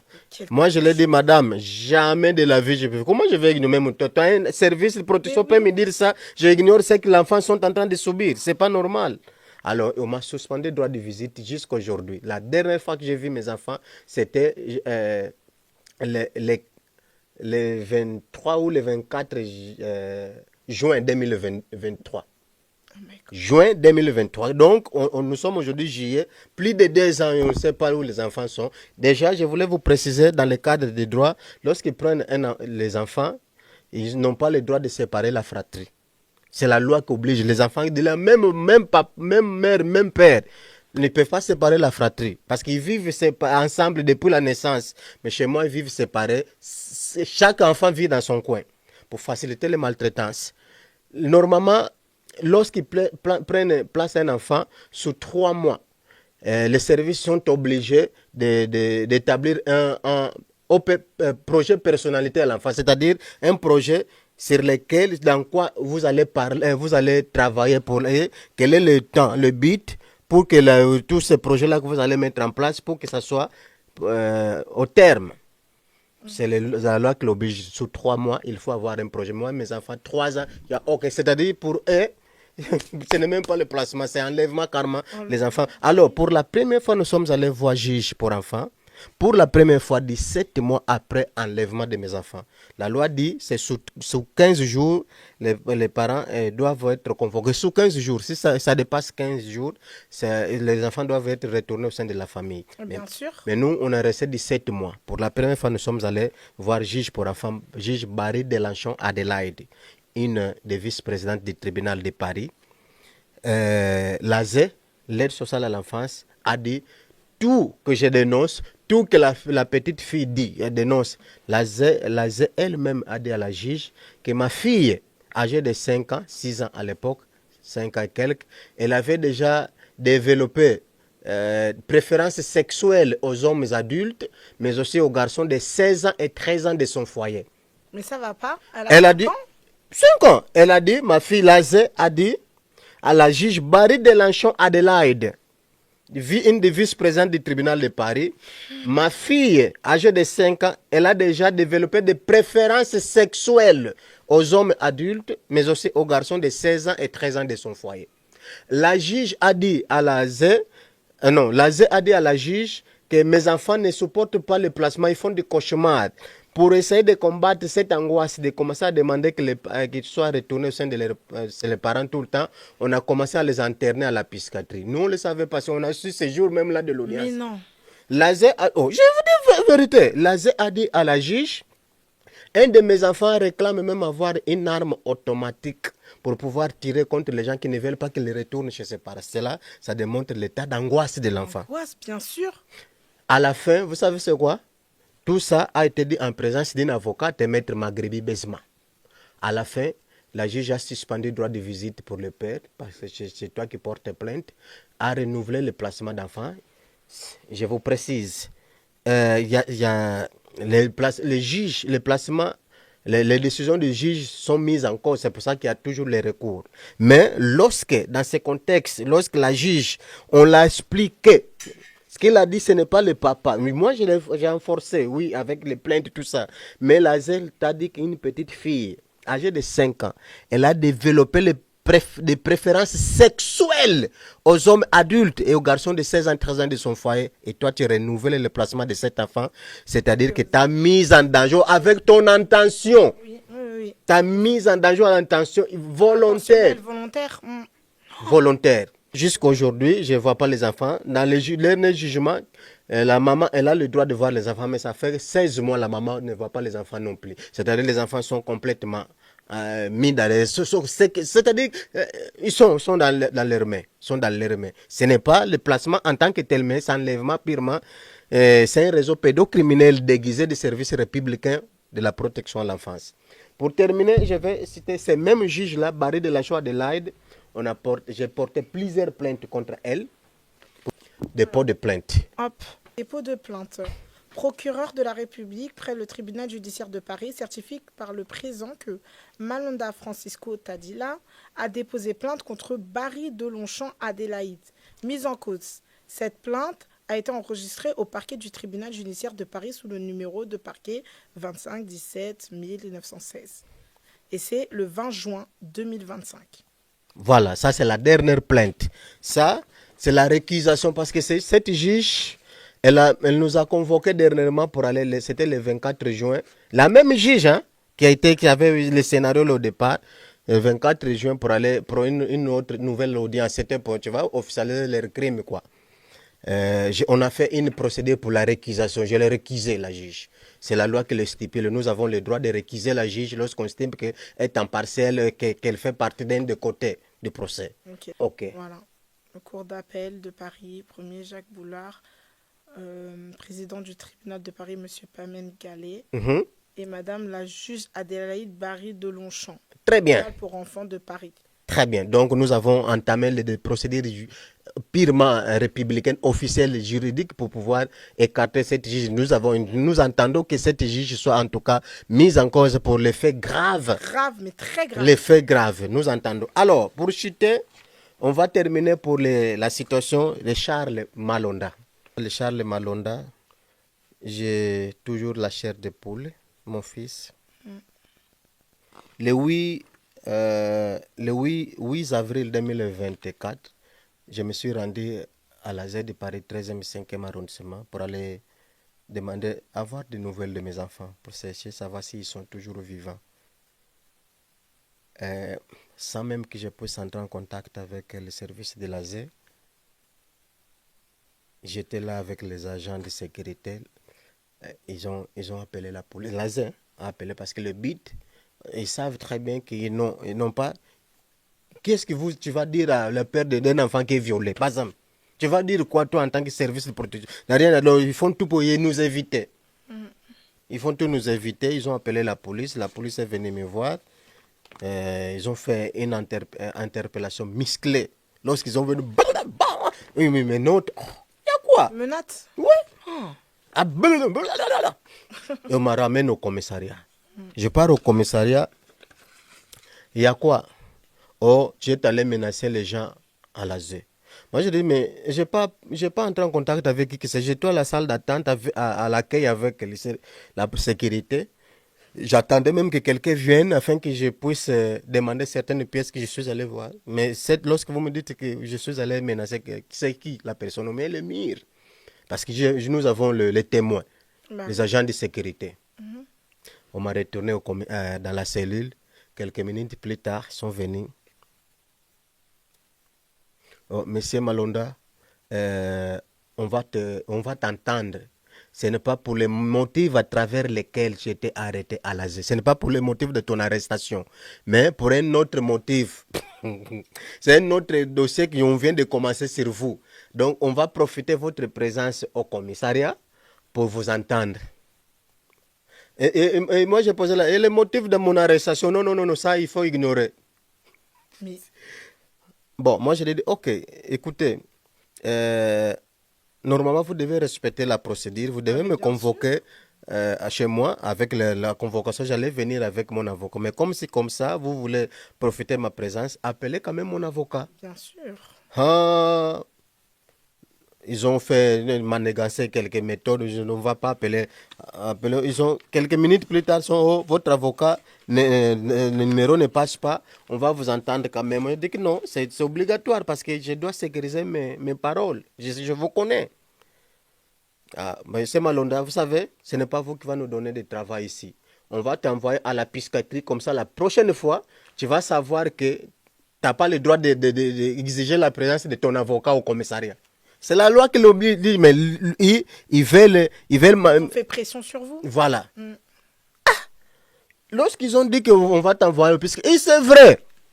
Qu'est-ce qu'ils ont fait? Ils ont appelé une dame, soi-disant agent de, je ne sais pas quoi, psychologue, je ne sais pas quoi, de commissariat de police. Je suis au commissariat de police de Paris 13e. Nous sommes lundi le 8 avril 2024. La dame est venue me voir. Vous êtes que moi je suis psychologue ou je ne sais pas, infirmier, je ne sais pas quoi. Ok, la dame m'a posé 3 questions. Excusez-moi, madame. Toutes les questions qui ont été posées, toutes les questions sont liées, ont été liées à mon identité. Mon nom, prénom, date de naissance et lieu de naissance. Et juste ça. C'est tout. C'est tout. Elle a mis dans son rapport. J'ai auditionné monsieur, en tout cas, il est fou.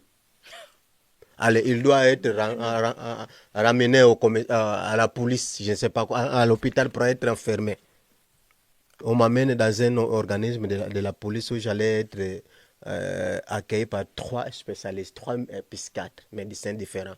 Premier médecin, et elle a dit que non, je ne trouve pas un élément de folie chez lui. Hein. Il est en très bon état de santé. Ça, c'était une jeune, une Française. La deuxième personne, lorsqu'elle m'a posé, la procédure c'est la même comme à la police. Elle m'a posé, c'est quoi votre nom? Malonda. Prénom Francisco. Je vous envoie à l'hôpital puisque vous êtes fou. Oh! Moi je dis, mais madame, on m'a dit à l'accueil que j'allais être accueilli par 3 personnes. Comment vous êtes allé? Non. La 3e personne n'est pas là. Donc je vais vous envoyer. La dernière question que j'ai posée à la dame. Madame, c'est ça que ce type de traitement que vous réservez à un papa qui dénonce les crimes graves sur ses enfants. Vous êtes fou, on va vous aller. On m'a ramené à l'hôpital psychiatrique de Paris 20e. Voici les documents. Ça, c'est les rapports de l'hôpital où Allez-y, j'étais. montre-les à la caméra. Ouais. J'étais enfermé dans cet hôpital-là pendant presque 14 jours. Dans cet hôpital. Paris, hôpital psychiatrique d'Avron, Paris 20e arrondissement. Dans ces rapports de l'hôpital, qui est complètement différent des rapports de la police, vous allez voir, je vais vous envoyer. À la police, il est fou, je sais pas, dans ces rapports, les psychiatres, là, j'étais enfermé. Pendant presque 2 semaines, ils ont dit que monsieur, il est très intelligent. Il y a aucun élément de la folie, il y a aucun, d'ailleurs, même on l'a pas mis sous le traitement parce qu'il n'est pas malade. Dans ce document, c'est là où j'étais enfermé. Après, vous allez faire le photo, il faut que tout le monde voit. Une fois qu'ils ont établi ces rapports-là de l'hôpital, je suis allé voir juge pour la liberté de la détention.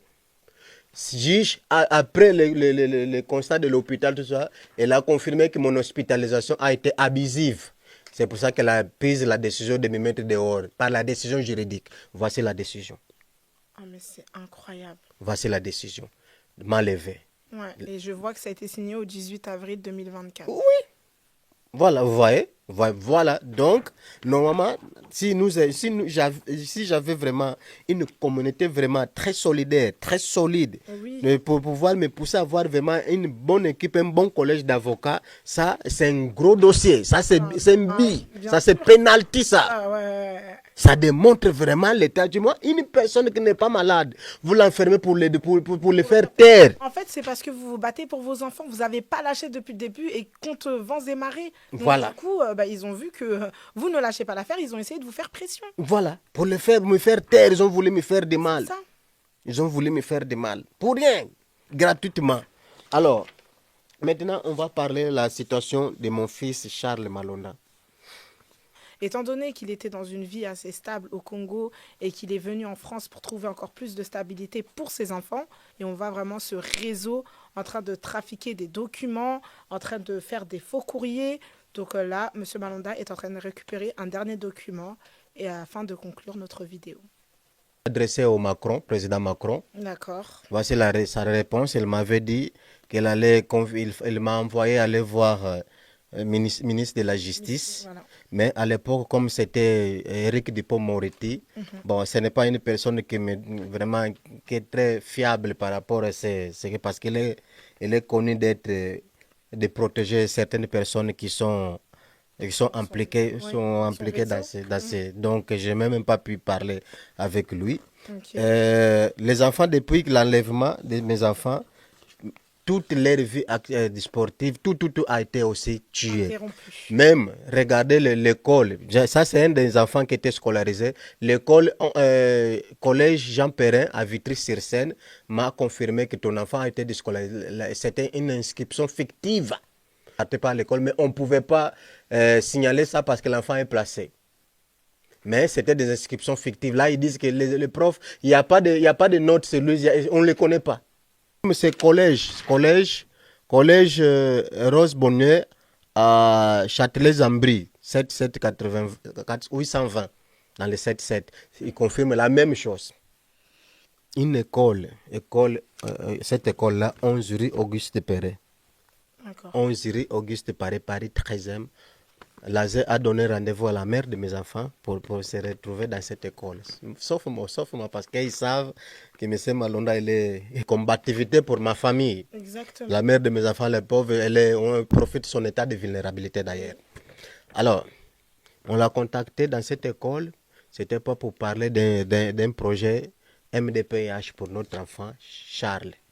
La mère de mes enfants, elle a été très sage ce jour-là. Elle a dit que non, vous devez même convoquer le papa.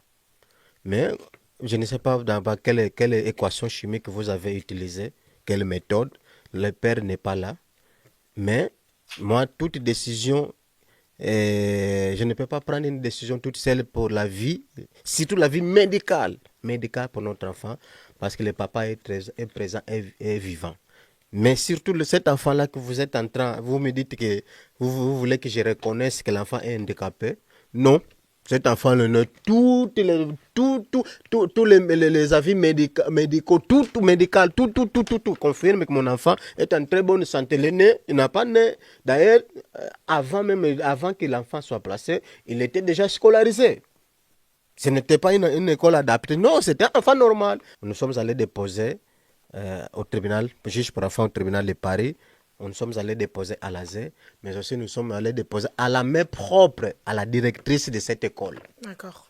Dans ces courriers, nous étions très clairs. On a demandé que si vous constatez que l'enfant commence à avoir un comportement un peu étrange, permettez-nous que nous puissions observer notre enfant au moins quelques temps. Si on voit que l'enfant a vraiment un suivi spécialisé est nécessaire, nous-mêmes, on va chercher un psychologue, un spécialiste de notre choix. Finalement, qu'est-ce qu'ils ont fait? Ils ont commencé à droguer l'enfant avec les médicaments psychiatriques. C'est marqué, nous avons les preuves, il y a les médicaments, il y a tout, même maintenant, c'est connu. Une fois qu'ils ont commencé à droguer le médicament psychiatrique à l'enfant, c'est ça qui soit à l'école a dit qu'il a commencé à dégénérer les crises. Voilà. Lorsqu'il a commencé à générer les crises, le but c'est de pouvoir générer les crises, ensuite les déscolariser et les mettre dans une petite pièce enfermée pour commencer à le bourrer avec les médicaments et infliger des autres maltraitants, c'est-à-dire dans une étape, c'est-à-dire dans un petit centre là où tout est marqué ici. Hein. Il doit être enfermé dans un centre là où il n'y a personne pour commencer à le bourrer avec les médicaments. Un enfant qui n'est pas malade. Moi, je suis allé, lorsque l'ASE appelle la mère de mes enfants, le 7 avril, la mère de mes enfants pour demander l'autorisation s'ils peuvent commencer à administrer les médicaments psychiatriques à mon enfant. Sauf que cette autorisation, c'était uniquement, on peut dire formelle. Pourquoi à la base, en réalité, ils avaient déjà commencé à infliger ce traitement létal à l'enfant. Okay. Nous avons encore une fois, la mère de mes enfants m'a contacté, nous avons encore une fois fait un dossier à l'ASE pour dire que non, on a besoin d'observer l'enfant, on a besoin de voir un deuxième avis médical. Si vous estimez que l'enfant est malade aujourd'hui, il est fou. 5 ans, s'il vous plaît, il n'a que 5 ans. 5 ans. Il est fou aujourd'hui, vous voulez infliger. Mais comment vous n'en avez jamais, madame? Je vais vous dire, je vais ouvrir une petite parenthèse. Même dans les crimes, même dans la guerre, il y a toujours l'échange de prisonniers. Il y a toujours l'échange de cadavres. Mais comment nous, ils disent que l'enfant est malade, mais on ne voit pas l'enfant de 2 ans. Mais permettez-nous, on va voir notre enfant. Peut-être même si on le voit, il va, non, on n'a pas le droit de voir l'enfant. Mais ils veulent nous imposer que vous signez un document. Qu'il est, Alors, et là, aujourd'hui, il a quel âge? Il a 5 ans. Au moment des faits, quand on vous a dit de signer pour la MDPH. Oui, il avait 4 ans. Il avait 4 ans. Aujourd'hui, il a 5 ans. Aujourd'hui, il a 5 ans. Il a 5 ans. Alors, la mère de mes enfants, nous avons fait un dossier à l'ASE. L'ASE refuse. Et le 23 avril, l'ASE convoque la mère de mes enfants et lui dit que, écoute, votre demande, nous avons refusé. De toute façon, on n'a pas besoin de votre demande parce que notre juge a déjà autorisé l'administration des médicaments neurolotiques à votre enfant. Oh, Seigneur. Mais madame, en France, est-ce que les juges sont aussi médecins? Hein? L'autorisation d'administrer, prescrire des médicaments psychiatriques, ça relève de compétences exclusives d'un médecin. Ce n'est pas juge pour enfants. Voilà qui c'est-à-dire qu'ils avaient tout été déjà encheminé, orchestré pour assassiner cet enfant. Alors, nous avons, moi j'ai téléphoné, ça c'était le 23 avril. Le 29 avril, j'ai téléphoné, comme nous avions déjà eu la copie d'ordonnance, j'ai téléphoné à cet médecin à l'hôpital. Le médecin m'a dit ceci, Monsieur Malonda, moi je ne connaissais même pas votre enfant, je l'ai vu une seule fois dans ma vie. Et c'était lorsque j'étais en consultation d'urgence qui m'a ramené cet enfant. Donc, mais moi, je lui ai posé la question, madame, vous, en tant que médecin, psychiatrique en plus, psychiatre, comment vous pouvez prescrire un médicament psychiatrique à un enfant de 5 ans dont vous ne connaissez même pas, vous le voyez une seule fois dans votre vie? C'est incroyable. Oui, vous avez raison, mais de toute façon, moi, je demandais l'avis des parents à l'ASE. Donc, il faut aller voir l'ASE. Ah! j'ai adressé un courrier à l'école pour commencer l'attribuer responsabilité à l'école. À l'école. Pourquoi? Parce que c'est dans cette école-là où ils avaient contacté la mère de mes enfants. C'est-à-dire que soi-disant l'enfant est scolarisé là-bas. Avant cette date qu'ils ont convoqué la mère de mes enfants, on n'avait aucune information scolaire de nos enfants. Aucune. Si ils ont profité de cette école, profité de la vulnérabilité pour que la maman des enfants signe ces documents-là pour reconnaître que l'enfant est handicapé. Et la ZEL avait dit, si vous ne reconnaissez pas que votre enfant est handicapé, vous n'allez plus voir votre enfant. Et effectivement, c'est vrai parce que ça fait 16 mois. Elle ne voit pas les enfants parce qu'elle n'accepte pas reconnaître que son enfant est malade pour qu'il puisse l'interner à l'ETEP. Alors, moi, demain, j'ai adressé un courrier à l'école pour commencer à attribuer une responsabilité à cette dame, directrice de l'école. Et la directrice de l'école, pour essayer de s'échapper de toute responsabilité pénale ou civile sur mon enfant, il m'envoie cette demande-là, GEVASCO. Dans cette demande GEVASCO, demande qui date, réexamen le 10 juin 2025. Alors, qu'est-ce qui s'est passé? C'était la première date qu'ils ont fait le dossier, la présence de la mère de mes enfants, elle avait refusé, elle a dit que non, notre enfant n'est pas malade. Alors, qu'est-ce qu'ils ont fait? Ils ont trafiqué une autre demande sans la présence des parents. Ils ont fait ça. Sur ces documents, ils ont mis l'aide sociale à l'enfance en tant que représentant légal. Nous avons l'autorité parentale sur nos enfants. L'aide sociale, nous, on n'a pas passé une déclaration quelconque pour attribuer notre compétence parentale à un organisme ou à une personne. L'aide sociale à l'enfance ne peut pas se représenter dans les réunions secrètes sur mon enfant en tant que représentant légal. Ce n'est pas représentant légal. Sur la deuxième page de ce document, ils écrivent ici que mon fils est sous traitement psychiatrique par le docteur Frage. Madame, j'ai ouvert une petite parenthèse. Docteur Frage, on a écrit à l'ordre des médecins à Paris, il n'existe pas. Vous voyez, un document officiel qui vient du service de l'État, mais ils mettent le nom fictif. D'un docteur qui n'existe même pas. Oui. Ils ont changé, ils ont mis, volontairement, ils ont mis, je vais essayer de cacher ces docteurs-là. Alors, comme ils ont mis le CMP, ils ont mis que mon fils était inscrit au CMP. On n'a pas fait un dossier quelconque pour mettre notre enfant au CMP. Alors, on a commencé à contacter ce CMP-là, CMP championné. On a contacté plusieurs fois, mais pour demander ce docteur Frage. Docteur Frage, on a cherché partout, n'existe pas. Finalement, ce n'est pas docteur Frage, c'est le CMP qui me dit non, ce n'est pas Frage, c'est Florent. Florent, je ne sais pas un autre nom. Tu vois, un document officiel, ils mettent un nom qui n'est pas vrai. Oh mon Dieu.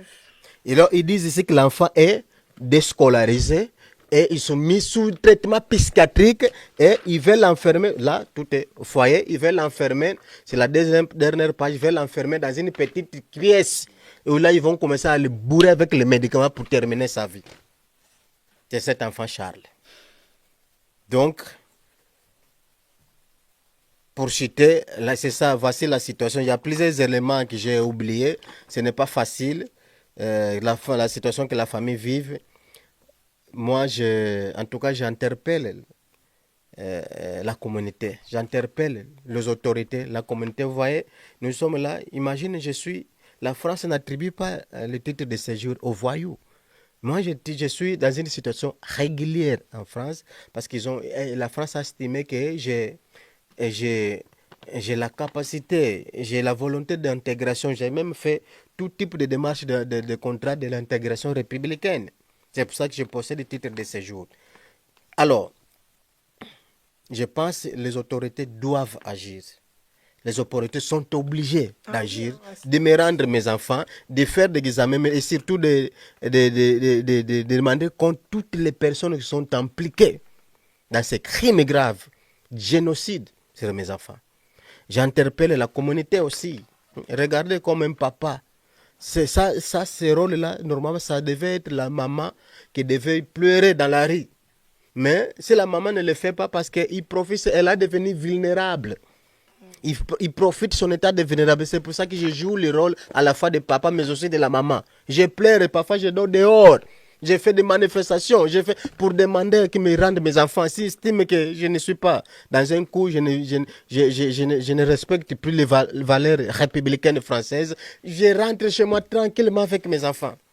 Mais aidez-moi s'il vous plaît, la communauté, aidez-moi. Vous cherchez vraiment un collectif, un collège d'avocats qui peuvent me suivre, peut-être, je ne sais pas quel mécanisme ou une cagnotte. En tout cas, je ne sais pas qu'est-ce qu'on va faire même. Parce que là, dans cette nécessaire. situation, c'est vraiment nécessaire. Il ne faut pas des gens corrompus parce que malheureusement, on est dans un monde où la plupart des gens sont corrompus et face à des hauts pouvoirs, face à des gens qui ont une place énorme au niveau de la société, c'est très très compliqué de ne pas être corrompu. L'argent achète tout le monde aujourd'hui et c'est pas facile. Alors si au moins on a quelqu'un qui n'est pas dans le charnel mais spirituel et qui la prend à cœur, viens aider Monsieur Malonda qui est venu ici sur Viens te confier. Il parle aussi sur les réseaux comme TikTok, c'est ça? Vous parlez sur TikTok, on va mettre son TikTok qui va être affiché juste en dessous. Très bien. Pour pouvoir permettre à toute personne d'aller visualiser ses vidéos. Il fait un appel à l'aide à peu près tous les jours sur ses réseaux sociaux. Comme il vous dit, il va même dehors devant toute structure même qui peut l'aider. Il est capable, il a vraiment besoin de notre aide. Très et bien. C'est nous, en tant que communauté, nous devons l'aider. Donc vraiment, nous faisons appel à vous. Nous avons besoin de votre aide, que ce soit aussi spirituel. Mettez-le dans vos prières, que vous puissiez l'aider aussi. Et ses enfants, il les a tous cités un à un. Il a oublié quelques petits détails parce que voilà, on est dans l'émotion. C'est vraiment pas facile pour lui. Il a toutes les preuves concernant son histoire. Donc vraiment, c'est une histoire qui m'a beaucoup touchée. Monsieur Malonda, vous avez fait preuve de courage. Et je tiens déjà à vous féliciter pour ça. Et en espérant vraiment que par la suite de cette vidéo, vous puissiez être aidé. Oui. Et je pense que tout a été dit. Et bravo à vous, Monsieur Malonda, pour ce courage.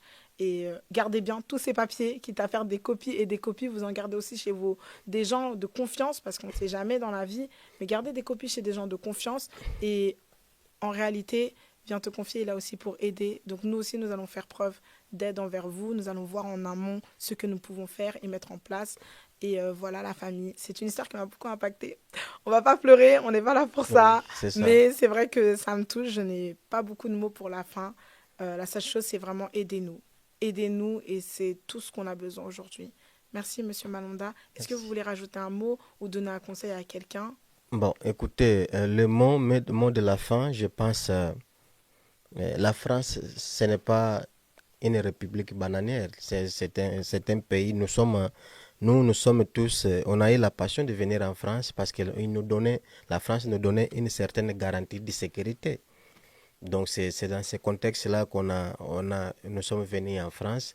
Mais si cette garantie, cette vision que nous avons eue au départ, si c'est réellement un pays des droits et de la justice, vous ne pouvez pas laisser qu'une famille à être maltraitée jusqu'à ce point. Je n'ai même pas parlé, j'ai parlé uniquement d'internement abusif à la psychiatrie. Je n'ai pas parlé des autres méthodes machiavéliques employées contre nous, parce que ce ne sont pas seulement les enfants qui sont maltraités, nous aussi les parents. Aussi en tant que parents. Nous sommes maltraités, nous sommes traqués, là je risque même d'expulsion même des logements.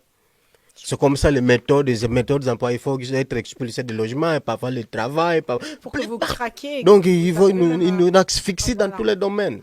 Donc je demande en tout cas, s'il y en a les vraies autorités de la justice, les personnes, de toute façon la justice n'a pas de frontières. Parfois la personne qui va nous aider, qui va nous porter le soutien, parfois ce n'est même pas ici en France, peut-être viendra ailleurs. Donc la justice n'est pas la frontière. Non, j'interpelle uniquement le bon sens de la justice afin que nous puissions nous engager de manière collective pour mettre terme, mettre fin à cette situation que la famille vit, en tout cas. D'accord. Merci. Alors voilà pourquoi nous allons mettre aussi une traduction à notre vidéo pour qu'elle puisse être partagée par vous tous et que toute personne, même en Angleterre, même en Chine, même partout dans le monde, que cette vidéo puisse vraiment impacter tous les cœurs de toutes les personnes qui vont tomber dessus et que vous puissiez venir en aide. Voilà, c'était Viens te confier. N'hésitez pas, si aussi vous avez une histoire que vous voulez venir raconter sur plateau, n'hésitez pas, envoyez-moi un message ou un mail à ce contact-là qui va être affiché juste en dessous. On se dit à très bientôt la famille. Viens te confier, se termine ici. Au revoir la famille. Au revoir. Merci pour votre accueil chaleureux. Merci. Merci à vous, Monsieur Malonda. Merci, au revoir.